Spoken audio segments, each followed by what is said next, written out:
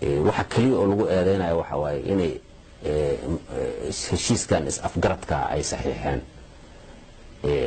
anigu shakhsiyan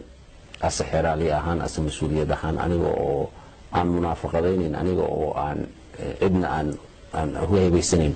waxaan aaminsanahay anigu shakhsiyan in ay mudan yihiin in lagu siiyo credit in lagu siiyo ka hadlidii ay ka hadleen badda Soomaaliyeed inay ka hadlaan oo doodaas ay keenaan aad iyo aad baan credit ugu siinaya MOU-ga ay saxiixeen oo lagu eedeynayaan ujeedadiisa maanta la qeexay waad arkayseen qaranadu inay si cad u qeexeen ujeedadiisu ma ahayn inay bad Soomaaliyeed lagu bixinay ma ahayn in bad Soomaaliyeed lagu gadanay mana ahayn sida dadweynuhu u dhigahayaan ama shacabku ay u dhigahayaan meelaha qaar in heshiis gaara lagu galay ujeedadiisu waxay ahayd oo kaliya labada wadan ee Kenya iyo Soomaaliya oo ay khasab ahayd in ay gudbiyaan warbixintooda khusaysa continental shelf-ga ama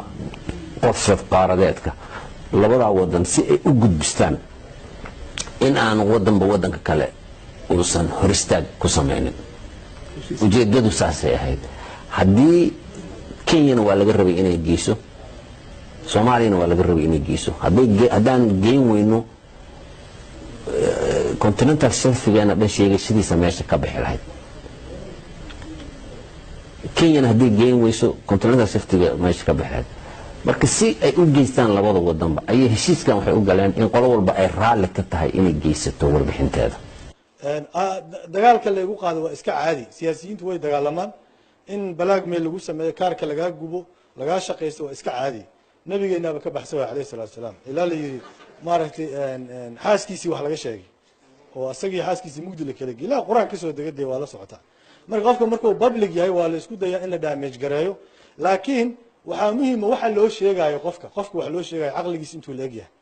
waxaan wax suuroobi garamayiin wax run noqon karamayiin wax been noqon karamayiin waa su'aasha u baahan qofka wax loo sheegayo inuu isweydiiyo siyaasiyiinta waa dan leeyahay shasta waa isdagaalaan hadda hadii aad maamulka hadda jiro weydiiso akhuuna farmaajo xasan khayre nin qalbi dhagax leeyahay god ugu jiro oo shaafadaysan maanta oo dhan toban waxa laga sheegaa waa maqasheen toban dacayada lagu haya iska dacayada iska caadi waaye